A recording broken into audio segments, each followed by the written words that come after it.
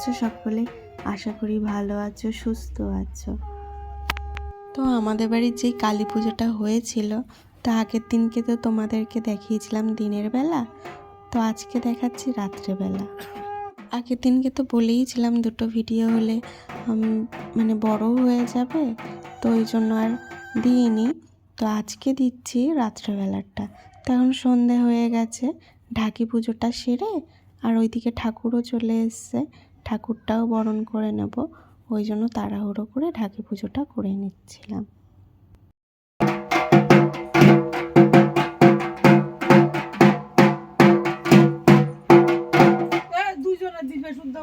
হ্যাঁ ঠিক আছে, একজন একজন তাড়াহুড়ো ওকে জন্য ঠাকুর ঢুকে যাবে। ঠিক আছে ঠিক আছে।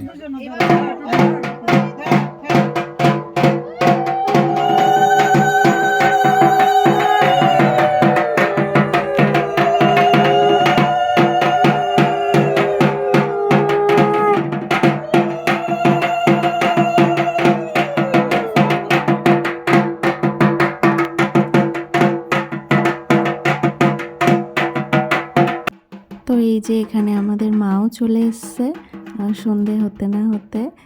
আর আমাদের বাড়িটাও কিন্তু খুব সুন্দর করে সাজানো হয়েছিল।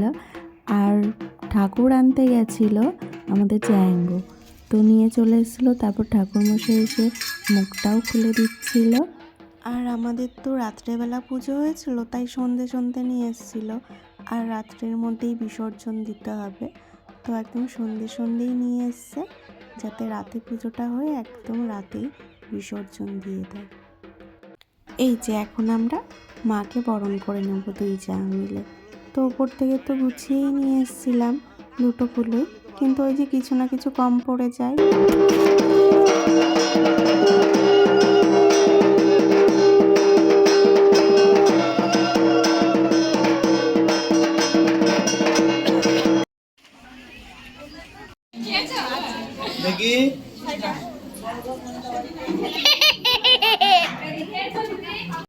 আর এখানে যে আমার ছেলে পেছন থেকে ভিডিও করছে আমি দেখতেও পাইনি, পরে ফোনটা ঘেঁটে দেখি যে ও আবার আমার ভিডিও করেছে।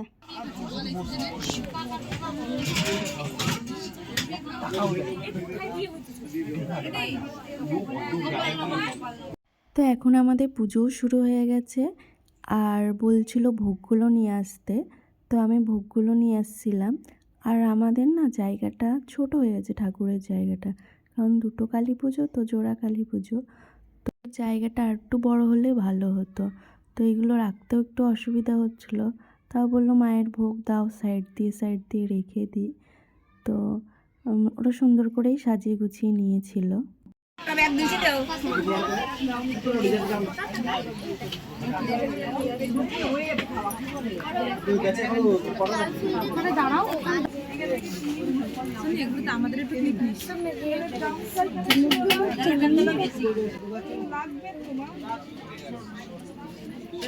আমাদের হবে না।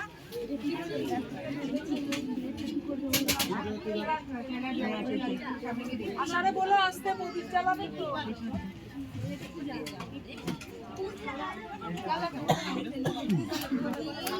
মুখ ঘুরাচ্ছিস কেন তাহলে? হ্যাঁ হাই হাই।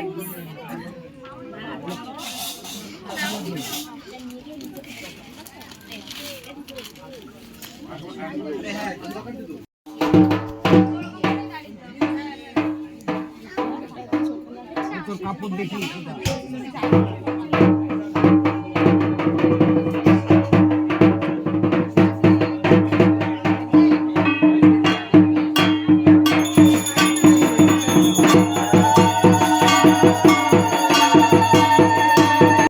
এখানে আমি আর দিদি মিলে প্রদীপগুলো সাজিয়ে নিচ্ছি, কারণ 108টা করে তো 216টা, তো অনেকগুলোই অনেকটা টাইম লাগবে।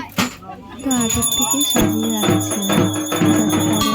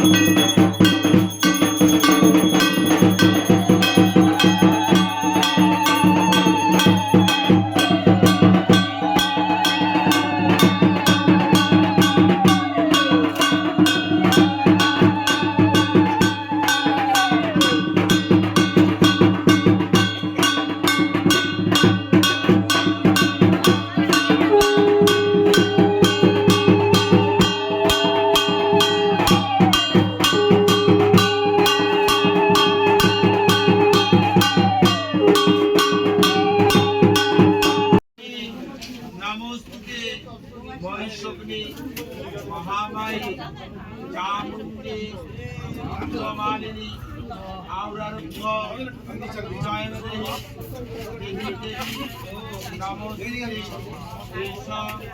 সচন্দন পদ্মপুষ্প পুষ্পাঞ্জলি নম শ্রী মহাকাল হরিরম সহিত শ্রীমদ দক্ষিণা কালিকা।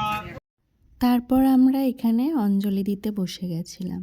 তো ওর বাবাও ছিল খুব ব্যস্ত, তো অঞ্জলির সময়টুকু একটু এসে বসেছিল।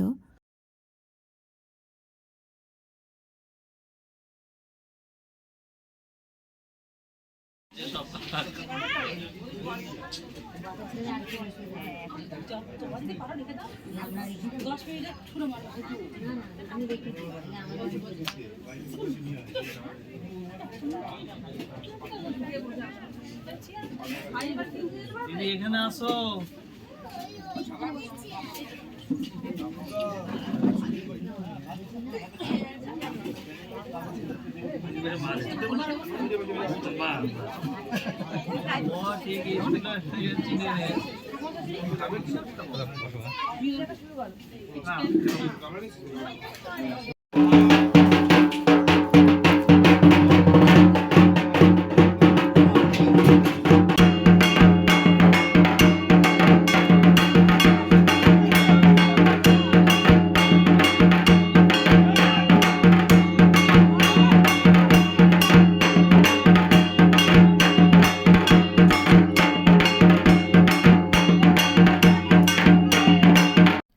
তো এখন পুজো শেষ হয়ে গেছে। তো পুজো শেষের সময় জামাইবাবু একটু ভাবলো ধুনুচি নিয়ে নাচ করবে, তো সেটাই করছিল। আর আমাদেরকে বারবার ডাকছিল যে আসো তোমরাও নাচ করো। তো আমি তো ছিলাম নিচে, আর দিদিভাই ছিল ওপরে, তো দিদিভাইকে নিয়ে টানাটানি করছিল। তারপর আবার আমাকে খবর পাঠিয়েছিল যে নিচের থেকে ডেকে নিয়ে আসো, তাড়াতাড়ি নাচ করবে, কারণ আবার বিসর্জনও দিতে হবে।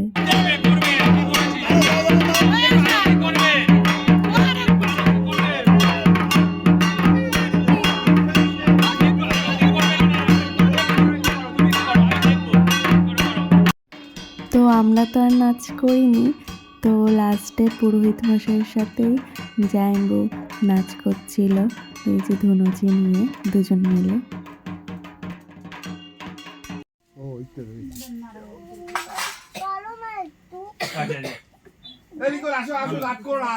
কি করবো ওই নারায়ণ পান কি নেবেন উঁচু করে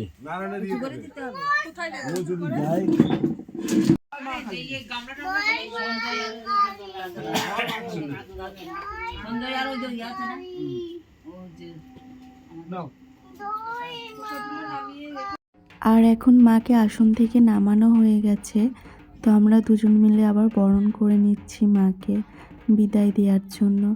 তো খুব খারাপও লাগছিল যে এই কিছুক্ষণ হলো এলো, আবার এখন মাকে বিদায় দেওয়া হয়ে যাচ্ছে, মানে সময় কত অল্প। তো দিদি আমাদেরকে পুরোটাই বলে দিচ্ছিল তো কিভাবে করতে হবে, তো সেই মতনই করছিলাম। আর আমার বাবান তো মানে এত রাত হয়ে গেছে, তখন বাজে 1:30-2, তো তখনও ঘুমায়নি, মানে ও সেই একইভাবে খেলেই যাচ্ছে, আর ওর মতন মানে ও মজা করে যাচ্ছে।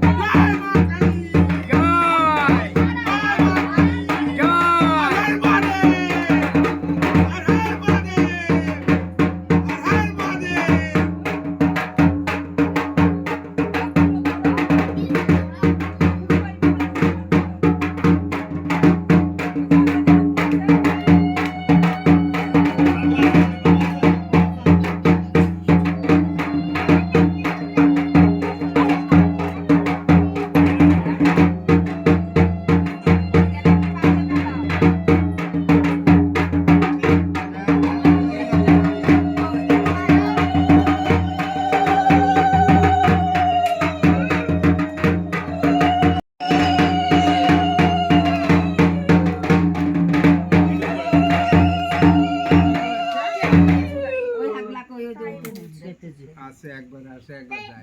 স্লিপ কাট বাজে তো সরো সরো মনারে সরো কালী মাই কি লিঙ্গন সাবধানে নামিস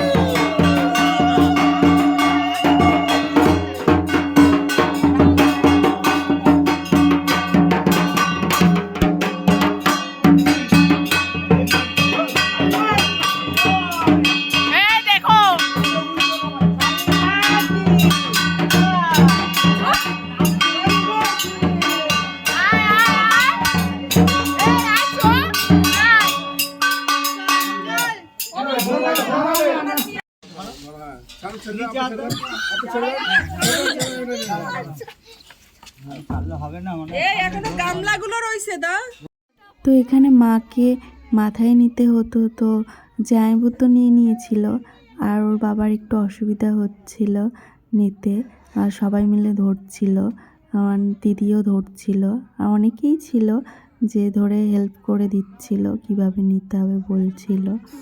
তো তারপরে ঠিকভাবে নিয়েছিল।